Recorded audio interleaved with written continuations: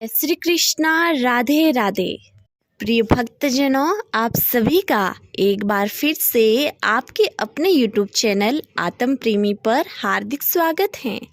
आज कार्तिक मास के कृष्ण पक्ष की त्रयोदशी तिथि है और इस वीडियो में आप कार्तिक महात्म्य के अध्याय 13 का श्रवण करेंगे।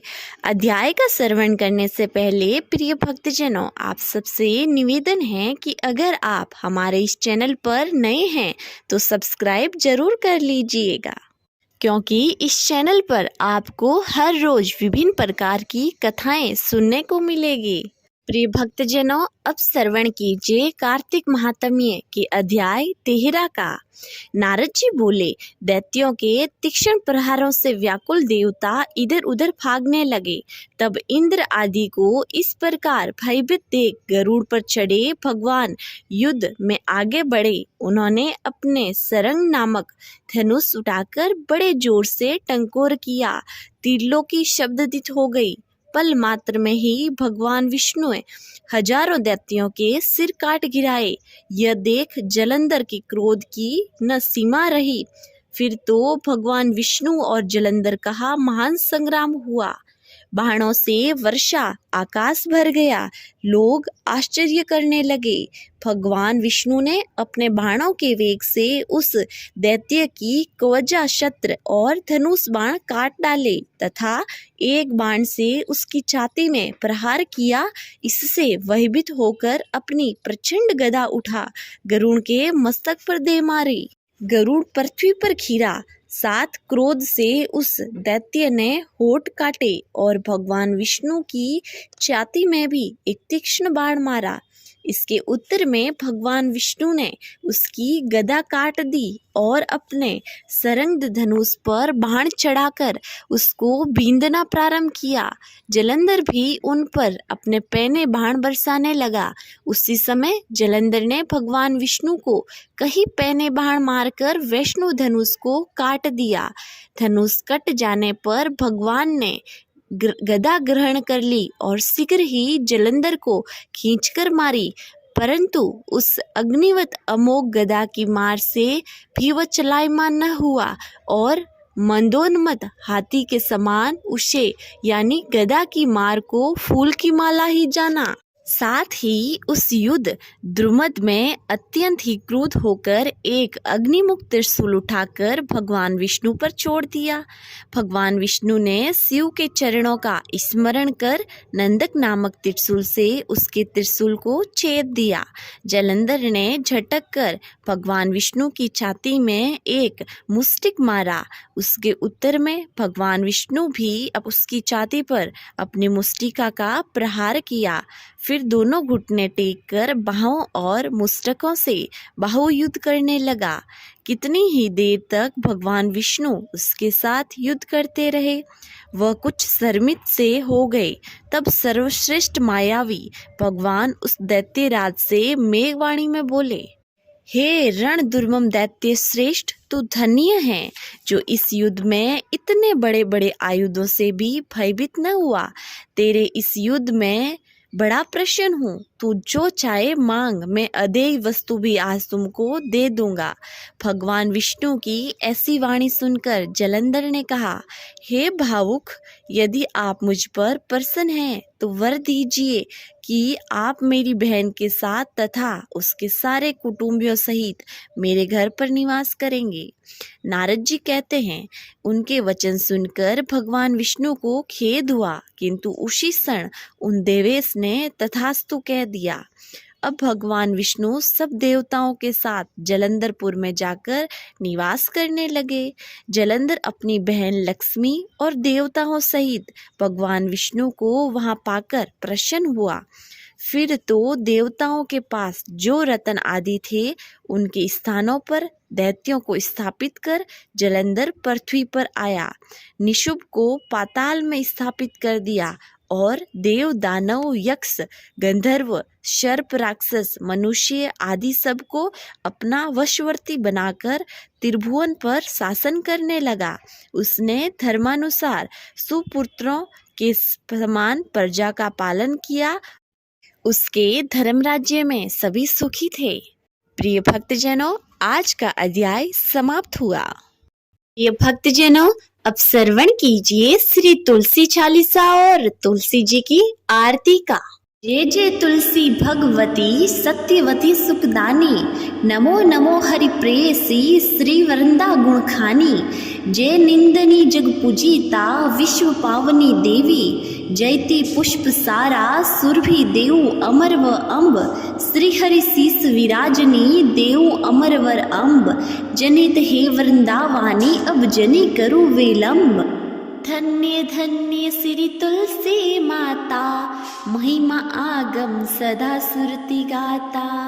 हरि के प्राणों से तुम प्यारी, हरि ही है तू कीनो तप भारी। जब परसन है दर्शन दीनो, तब कर जोरी विनय अस कीनो।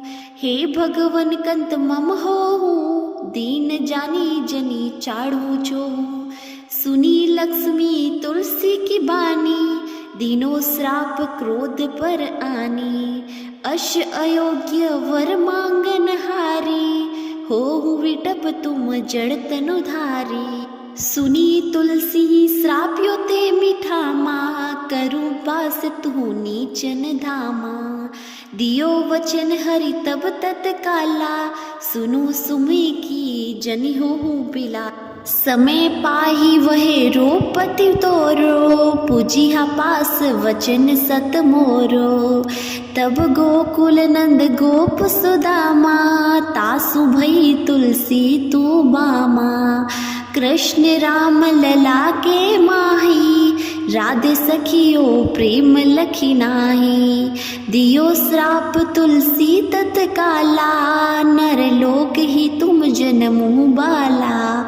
भयो गोप पर दानव राजा, शंखचूड़ नामक सीरस ताजा। तुलसी भई तासु की नारी, परम सती गुण रूप अगारी। अश देव कल्प गीत जब गाऊं, कल्प तरतीय जन्म तब भाऊं। वृंदा नाप भयो तुलसी को, असुर जलंधर नाम पति को। करी अति द्वंद अतुल बल धामा, लीना शंकर से संग्रामा।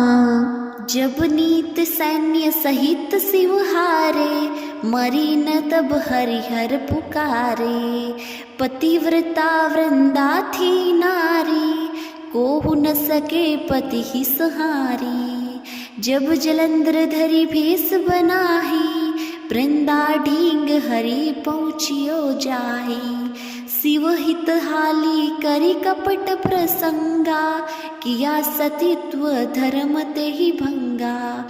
भयो जलंधर का संहार, सुनी वृंदा उर शोक अपारा। तिही सण दियो कपट हरि तारी, लखी वृंदा दुख घिरा उचारी।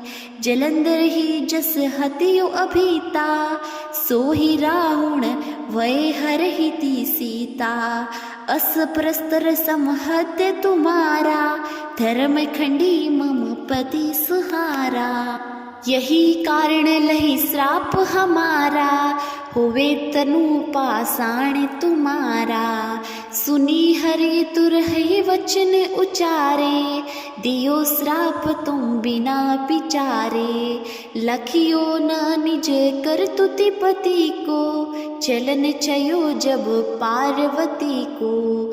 जड़मति तू अस हो जड़ रूपा, जग महिन तुलसी विटप अनूपा। धरव रूप हम सालिंग रामा, नदी गंड के बीच ललामा। जो तुलसी दल हमें चढ़ाई है, सब सुख भोगी परम पद पाई। बिनु तुलसी हरि जल शरीर, अति से उठत शीस उर पीरा। जो तुलसी दल हरि शीस धारत, जो शस्त्रत अमृत डारत। तुलसी हरि मन रंजनिहारी, रोग दोष दुख भंजनिहारी। प्रेम सहित हरि भंजन निरंतर, तुलसी राधा में नहीं अंतर। व्यंजन हो चपन हो परकारा, बिनु तुलसी दल नहीं हरिहर प्यारा। सकल त्रित तुलसी तरु चाही, लहत मुक्ति जन सयंस नाही। कवि सुंदर इक गुणहारी गुण गावत, तुलसी सिहि निकट सैस गुण पावत।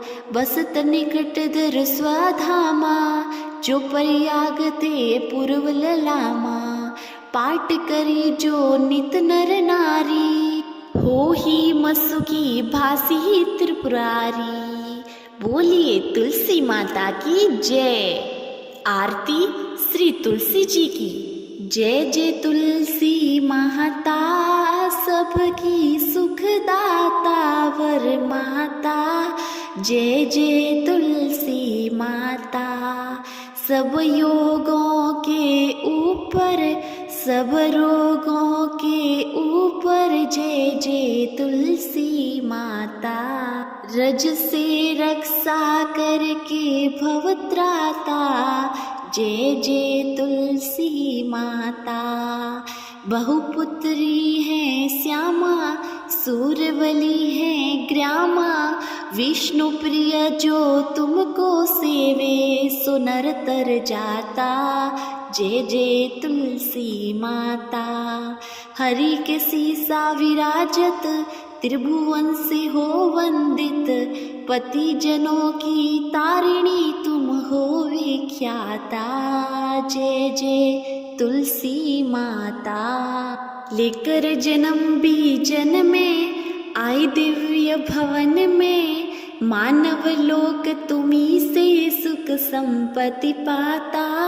जय जय तुलसी माता, हरि को तुम अति प्यारी, श्याम वर्ण सुकुमारी। प्रेम अजब है श्री हरि का तुमसे नाता।